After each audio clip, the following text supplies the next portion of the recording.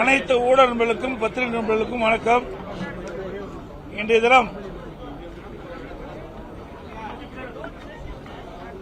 புதிதாக தேர்ந்தெடுக்கப்பட்டுள்ள அரசு நம்பிக்கை கோரும் தீர்மானத்தை முன்மொழிந்தார்கள். அதில் அனைத்து இந்திய அண்ணா திராவிட முன்னேற்ற கழகத்தை பொறுத்தவரைக்கும் அதை எதிர்த்தும் அனைத்து இந்திய அண்ணா திராவிட முன்னேற்ற கழக சட்டமன்ற உறுப்பினர்கள் அனைவரும் எதிர்த்து வாக்களிக்க வேண்டும் என்று அவையிலே நான் பேசினோம். ஏற்கனவே அனைத்து இந்திய அண்ணா திராவிட முன்னேற்ற கழகத்தின் சட்டமன்ற உறுப்பினர்கள் கூட்டத்தை கூட்டி என்னை சட்டமன்ற கட்சி தலைவராக தேர்ந்தெடுக்கப்பட்டு அதன் அடிப்படையிலே மற்ற பொறுப்பாளர்கள் நியமிக்கப்பட்டோம்.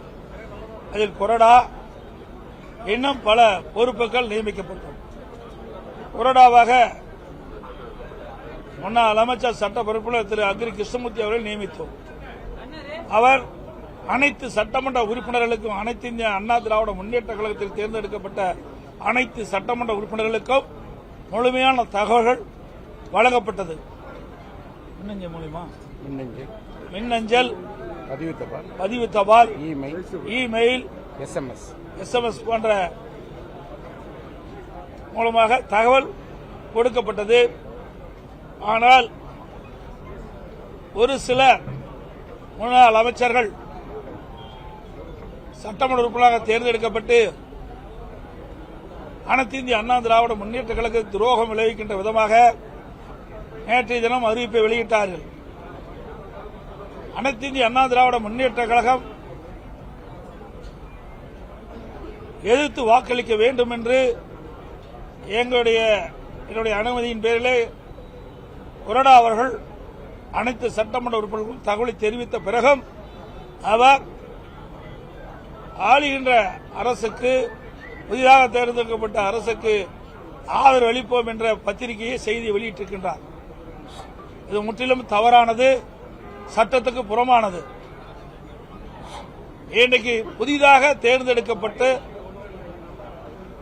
வர அனைவரும் அனைத்து இந்திய அண்ணா திராவிட முன்னேற்ற கழகத்தை பொறுத்த வரைக்கும் நடந்து முடிஞ்ச 14வது சட்டமன்ற பேரவை தேர்தலிலே போட்டியிட்டு வெற்றி பெற்று இப்பொழுதுதான் அதை அமைக்க இருக்கின்றோம். இந்த நேரத்தில் பொதுச் செயலாளர் சட்டமன்ற உறுப்பினருடைய கூட்டத்தை கூட்டி அனைத்து சட்டமன்ற உறுப்பினர்களும் என்னை தலைவராக தேர்ந்தெடுக்கப்பட்ட பிறகு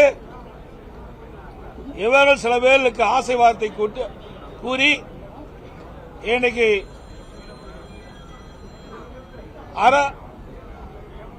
தமிழக வெற்றி கழக தலைமையில் ஆட்சி அமைக்கப்பட்டுகின்றது. அந்த ஆட்சியிலே இடம்பெறுவதற்கு ஒரு குறிப்பிட்ட அமைச்சர்கள், அதாவது சுமார் 6 அமைச்சர்கள் கொடுக்கின்றார்கள், 10 வாரிய தலைவர் கொடுப்பதாக அவர்களிடத்தில் இருந்த அதிமுக சட்டமன்ற உறுப்பினர்களை ஆசை வார்த்தை கூட்டி அந்த அடிப்படையிலே இன்றைக்கு சட்டமன்றத்திலே ஓட்டெடுப்பிலே அவர்கள் இந்த அரசு கொண்டு வந்த தீர்மானத்திற்கு ஆதரவு தெரிவித்திருக்கிறார்கள். அனைத்து இந்திய அண்ணா திராவிட முன்னேற்ற கழகத்தை பொறுத்தவரைக்கும் நடந்து முடிந்த சட்டமன்ற தேர்தலிலே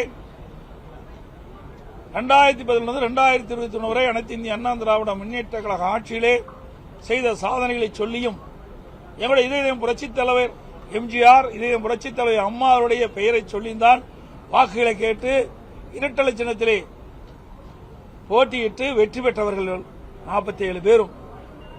அதையெல்லாம் மறந்து இரவு பகல் வாராமல் எங்களுடைய தலைமையுடைய உத்தரவுக்கு பேரிலே கழகத்தினுடைய தொண்டர்கள், நிர்வாகிகள், கூட்டணி கட்சி தலைவர் நிர்வாகிகள் தேர்தல் நேரத்திலே பிரச்சாரத்தை செய்து அதன் மூலமாகத்தான் அவர்கள் வெற்றி பெற்றிருக்கின்றார்கள். அப்படி வெற்றி பெற்ற கட்சிக்கு எங்களுடைய அனைத்து இந்திய அண்ணா திராவிட முன்னேற்ற கழகத்திற்கு விசுவாசமாக இல்லாமல் அடையாளம் காட்டப்பட்ட கட்சிக்கு துரோகம் விளைவித்தவர்கள் இவர்கள். இன்றைக்கு ஒவ்வொரு கட்சியும் ஒவ்வொரு சூழலிலே வெற்றி பெறுவதும் வெற்றி வாய்ப்பு இழப்பதும் இயல்பானது ஒன்றுதான். ஏதோ அனைத்து இந்திய அண்ணா திராவிட முன்னேற்ற கழகத்துக்கு மட்டும் நிகழ்ந்ததல்ல. 1991 திராவிட முன்னேற்ற கழகம் அல்ல, 1996 அதிமுக அல்ல, 2001 இன்றைக்கு அதிமுக ஆட்சி, 2006 திமுக ஆட்சி, இப்படி மாறி மாறி ஆட்சி வரும். இன்றைய தினம் இன்னைக்கு தமிழக வெற்றி கழகம் வெற்றி பெற்று ஆட்சி அமைச்சிருக்கு.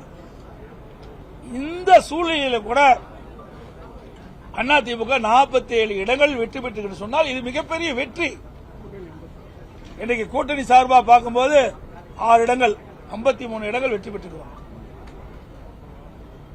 இந்த சூழ்நிலையில வேண்டுமென்றே திட்டமிட்டு சில முன்னாள் அமைச்சர்கள் சட்டமன்ற உறுப்பினராகி அவருடைய ஆசைக்கு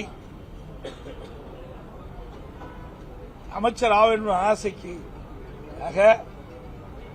எங்களோடு நாங்கள் தலைமை அறிவிக்கப்பட்ட அதன் மூலமாக வெற்றி பெற்று வந்த சட்டமன்ற உறுப்பினர்கள் தவறான வழியிலே அழைத்து சென்றிருக்கின்றார்கள்.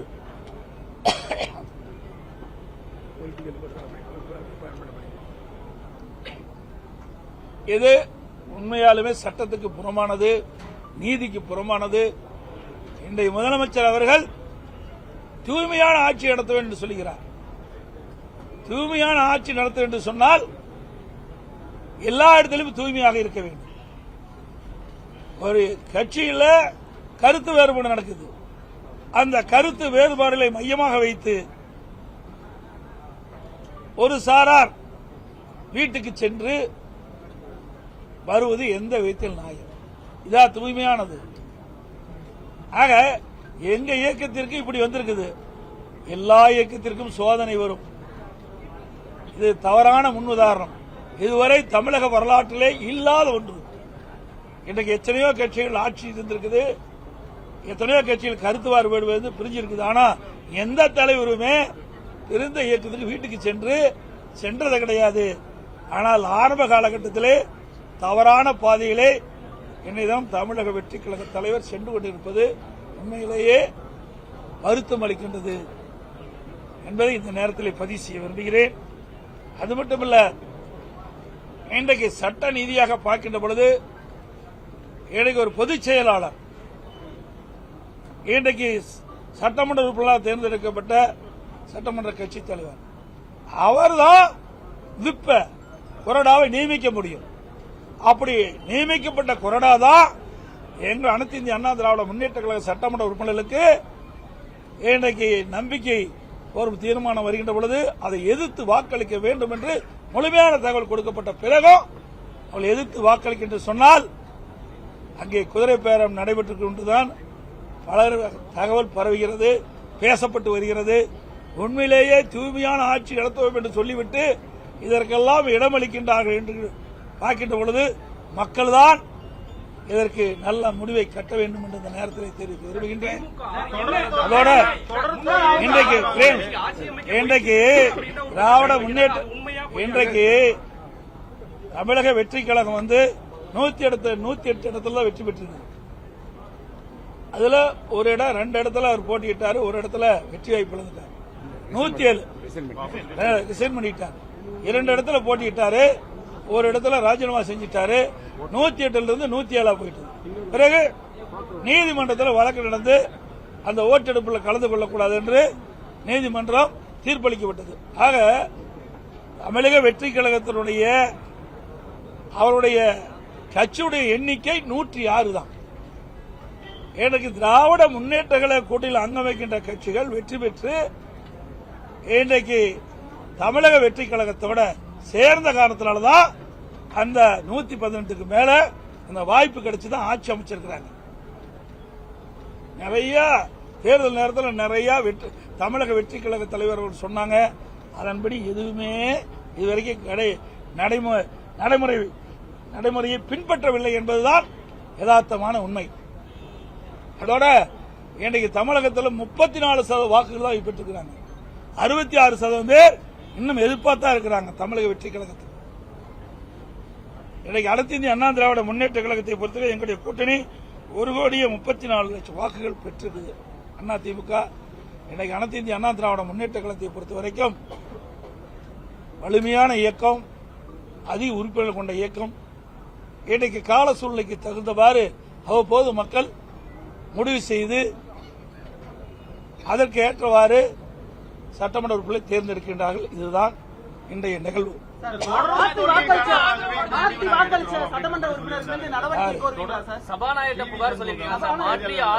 அவர் தொகுதியில் எத்தனை ஜெயிச்சு வந்திருக்காரு? அவரே போனதற்கு தோத்து தானே போனார்.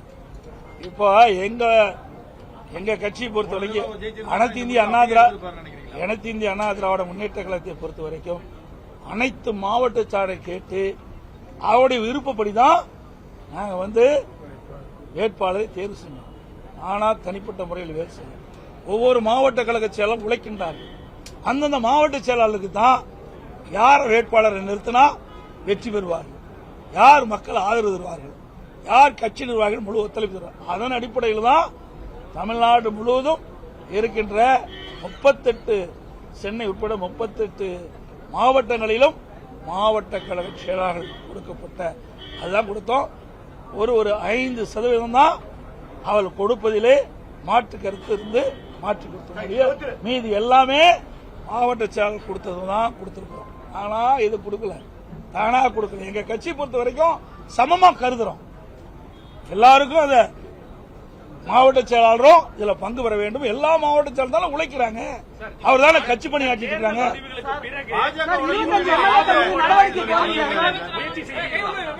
அதுதான் இல்லைன்னு சொல்லியாச்சு. நேற்று தினமே தெளிவுபடுத்தியாச்சு. இதை வேண்டுமென்றே திட்டமிட்டு கேள்வி கேட்காதீங்க. ஏங்க 5 வருஷம் நீங்க சட்டமன்ற நிகழ்வுல பாத்தீங்களா? எத்தனை முறை பேட்டி கொடுத்தோம்? எங்களுடைய பிரச்சாரம் என்ன? என்னுடைய பிரச்சாரத்தை நீங்க எல்லாம் பாத்தீங்களா? இன்றைக்கு யாரை தாக்கி பேசணும்னு பாத்தீங்களா? ஆக எங்களுடைய அனைத்து இந்திய அண்ணா திராவிட முன்னேற்ற கழகம் தோன்றியதே எதிர்ப்புல தான் தோன்றுச்சு. அப்படி இருக்கும்போது நாங்க எப்படி செய்வோம்? அதுக்கு வேற ஒன்று கிடைக்கல, வேற எந்த ஒரு காரணமும் கிடைக்கல. இப்படி காரணத்தை சொல்லி மக்களிடத்தில் ஒரு தவறான செய்தி சொல்லி, நிர்வாகிடத்தில் தவறான செய்தி சொல்லி அவர்கள் இந்த தமிழக வெற்றி கழக அமைச்சரவையில் இடம்பெற வேண்டும் என்ற ஆசையில சொல்லுகின்ற வார்த்தை. அனைத்து இந்திய அண்ணா திராவிட முன்னேற்ற கழகத்தை பொறுத்த வரைக்கும் யாருடையும் நாங்கள் எங்கள் கூட்டணியை தவிர்த்து வேறு யாரிடம் பேச்சுவார்த்தை நடத்தவில்லை. 100% திராவிட முன்னேற்ற பேச்சுவார்த்தை நடத்தவில்லை. அது அவர்களும் சொல்லிட்டாங்க, நாங்களும் சொல்லிட்டோம்.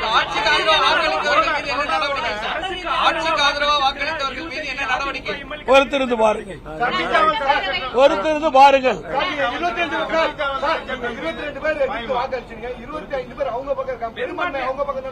பெரும்பான்மை சிறுபான்மையில இல்ல, பொதுச் செயலாளர் தான்.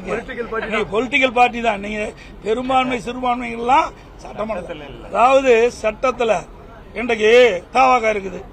தாவாக இன்னைக்கு ஆட்சி அமைச்சிட்டு ஒரு 58 பேர் போயிட்டு ஆட்சி போயிருமா? தாவாக தலைவர் தானே அதிகாரம். அப்படி எல்லா கட்சி தலைவருக்கும் தான் அதிகாரம். அப்படித்தான் தீர்ப்பு இருக்குது. நல்லா புரிஞ்சுக்கங்க. அனைத்து இதெல்லாம் யாரு அனுமதி கொடுத்தது? தலைமை யாரு? பொதுச் செயலாளர்.